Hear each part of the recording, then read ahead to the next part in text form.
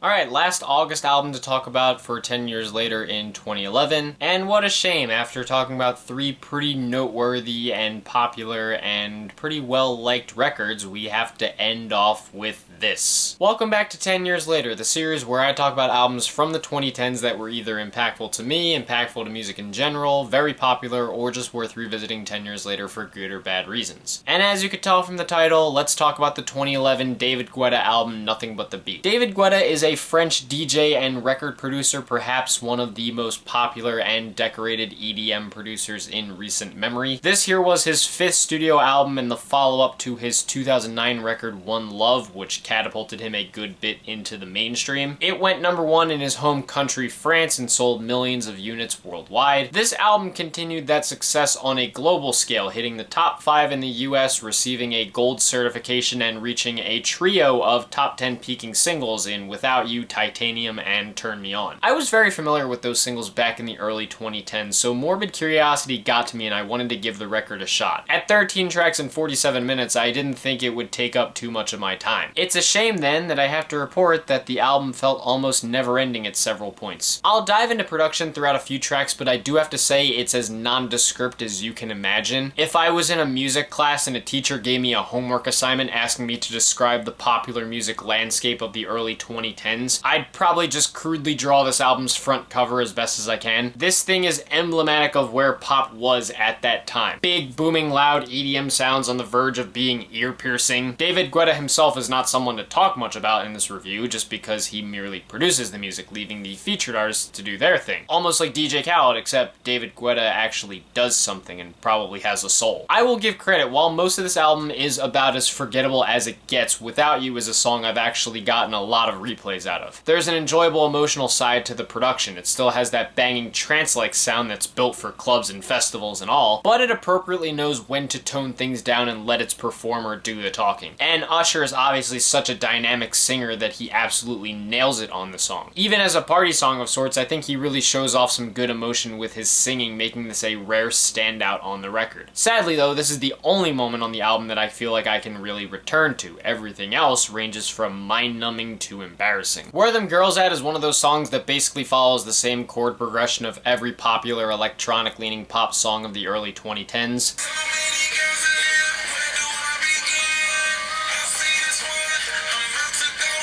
I wanted to compare it to one song when I heard it, but I feel like this sound became so ingrained in me during the early 2010s that there wasn't just one song that popped in my head. Flo Rida and Nicki Minaj do whatever they reasonably can do with the song until Nicki comes in on the breakdown with that nonsensical day-to-day caterwauling that sounds like a bird getting knocked around a washing machine repeatedly. It ruins what few positive things I possibly could have said about the song. Little Bad Girl brings in Teo Cruz, and I don't know if this was something he regularly did back when he was popular, but it sounds like he just wanted to sound as close to the Black Eyed Peas as possible. I mean, the production here is as nondescript as any number of Black Eyed Peas songs, so why the hell not? The only thing keeping this from being one of the worst tracks here is the fact that Ludacris comes in and for some reason goes way harder than he probably had any right to. Like, I'm glad he didn't phone in his verse, but I'm also a bit surprised. Turn Me On brings Nicki Minaj back, and this was one of those tracks from the album that I heard the most when I was in my middle school years. I remember not minding it too much then, and I guess it still has one of the stickier choruses on the record, but I do notice some problems with the song now. Chief among them, why did David Guetta decide that it was a good idea to lather Nicki in auto-tune? Her melodies are good and she does have good vocal power as well, but a lot of the filters feel a bit more annoying now than they did back in 2011. Like, it's still a solid head-noddy song with a pretty bouncy hypnotic beat, but I can't get past all that auto-tune. The Sweat remix is supposedly the sequel to a Snoop Dogg song, Wet, and it is honestly one of the most laughably bad things I've heard. Ignoring the wild, over-the-top synths and electro beeps and bloops, Snoop spends this whole song singing while he's standing in a tsunami of auto-tune. Snoop's great and all, but this is one of the most embarrassing things I've ever seen or heard him do. Pie in the Horse can't even compare to whatever the hell this song is. There's also the track Nothing Really Matters, which, yeah, I guess when you listen to an album like this in 2021, nothing really does matter. As far as the production goes, I mean, I guess I like some of the strings on it. Otherwise, I swear there's a part of the song that was ripped straight from Club Can't Handle Me by Flo Rida. Hey, David Guetta produced that song, so it wouldn't surprise me if he just decided to rip himself off and just try to recreate one of his hits. Oh, and will.i.am is here. The only thing I remember of him on the song is that the chorus sounded silly. Yeah, that's it. I Can Only Imagine was one of those moments that just started going in one ear and out the other, which it honestly shouldn't because it had two artists who could have made it interesting in Chris Brown and Lil Wayne. Chris himself sounds pretty decent, even with some of the auto-tune penetrating through his voice, and Lil Wayne, I couldn't tell you what he was doing here or how the creative process could have went. He's here for a short refrain that honestly sounds more goofy than anything, and the only thing I remember from it is that bar where Wayne says that it feels like someone gave Cupid an Uzi. Right, so that's a thing that happened. Crank It Up brings in Akon to drop a chorus that annoys more than it charms. By this point in the album, I think I was starting to feel kind of senile because all these songs were blending together and sounding so similar to the point where I thought I was listening to the same thing over and over again. At first, my listening experience was just pure indifference, but by the time this song played, it became a moment where I think my brain itself started to drool. That turned to pure bewilderment though when we got to the song I Just Wanna F. All while listening to this one, I just couldn't figure out what the fuck was going on. Timbaland and Dev are our two performers here, and honestly with Dev's vocal tone and Timbaland doing his usual thing, this honestly just sounds like it was trying to be a second coming of Promiscuous, which Timbaland did with Nelly Furtado. Difference is, that song had charm. All this has is an annoying ass instrumental where too much is going on at once, some kind of gross lyrics, and a weird let's spell the alphabet kind of flow that just makes me cringe more than anything. It's a ridiculous song through and through, and one that just grates my ears. Lunar is an instrumental only track that David did in collaboration with Afrojack. I believe this was originally included on a 2-disc version of the album where the second disc was filled with instrumental songs. The version I listened to on Spotify was just 1 disc though, and it happened to have this song on it. Confusingly, it's also the longest song here at a little over 5 minutes. I suppose it lives up to its name because it does carry that aesthetic and style of an intergalactic journey through space, but it took me a while to figure out a good, enjoyable way to listen to it. Eventually, I found a good few ways to listen to it, either using the mute button or turning the song off. See, I don't hate instrumental only songs, but this is one of those tracks where just the louder it gets, the more annoyed I am, and it didn't need to be anywhere near as long as it is. Somehow, David Guetta was also able to get Jennifer Hudson onto the track Night of Your Life, and she has some very good vocals as you'd expect. My biggest issue though is that I've heard this comparison before, but I have to confirm it myself. This song really does sound like a redo of the track Only Girl in the World by Rihanna. And sadly, Jennifer's vocals don't do enough to elevate this very standard electronic instrumental into anything special. Repeat is one of those cuts that would really be nothing without Jessie J on it, and again, there are a few points where I feel like David layers her with filters that just aren't all that flattering. Otherwise, the instrumental does go into some emotional directions, but it just isn't as compelling as something like Without You. It's not bad, but wow, could it be so much better. And the album finishes with one of David Guetta's biggest singles ever, Titanium, featuring everyone's favorite ableist pop queen, Sia. Not gonna dwell on that topic for long, just wanted to give it a quick mention. Sia, congratulations on your Razzie. Either way, I've never been totally crazy about this song, even though it's been probably one of the closest things David Guetta has put out that can reasonably be considered timeless. I do appreciate the occasional mellow moments on the production, and Sia's powerful vocals aid the encouraging message of the song, but otherwise it just kind of feels like any other track in this style, and again, that beat drop just kind of annoys me. I see how it's stuck so much because it does have a memorable chorus, but I just don't love it in the way that everyone else does. I do think it was a decent enough choice as an album closer though. Overall, yeah, this thing's bad. I didn't really think this would sound like anything more than a relic of the early 2010s, and unfortunately it's a pretty stinky one. Much of the production is just overly loud, sounding more annoying than anything, without featuring much that's unique or interesting. In fact, a number of the songs here just feel like they're carbon copies of other tracks, be it hits that were popular at the time or songs that David Guetta himself produced. It's gotta be bad when you've gotten to the point of ripping yourself off. Many of the artists try their bests with these cuts, but often they're either thrown into situations they simply don't belong in, or they're layered in so much auto-tune that it makes them sound ridiculously unflattering. Yeah, this is one of those records that really deserves to stay in the trash bin of weak 2010s music. It's just not distinct or interesting in any way, really, and while maybe there was some heart put into it, that doesn't make it worth a listen. Back in 2011, there may have been a track or two I would have enjoyed off of this thing. Actually, there was. It was Without You. But since I was still not too into pop music, I can't see myself having gotten much out of this. Listening to it now, yeah, it's pretty damn bad. If I had to put it on my scale, it would definitely get an awful rating. Yet another product of the 2010-2011 pile of electronic mush that you could throw in the same pile with the Black Eyed Peas, Pitbull and LMFAO. But that's just my opinion on this record. What did you guys think about it? Did you listen to it back in 2011? Do you still listen to it now? Did you love it back then, hate it back then? Do you still love it now? Do you still hate it now? Are you just completely indifferent towards it? Whatever your thoughts and experiences are with it, leave them down in the comments below. Let's keep this civil and have some fun as we like to do. If you guys want to hit like and subscribe and support some of my other ventures that I have linked in the description, thank you. If not, it's no big deal. I totally understand. And moving along into the September albums that I'm going to be discussing in 10 years later, the next video that I'm going to be doing in this series is going to be on Ed Sheeran's Plus. You guys know that I am a big Ed Sheeran fan, so I'm excited to talk about that album. Might also be good preparation for his new album that's coming out later this year. So stay tuned for that, but until next time, thank you guys for watching. I hope you enjoyed, and I will see you in the next video.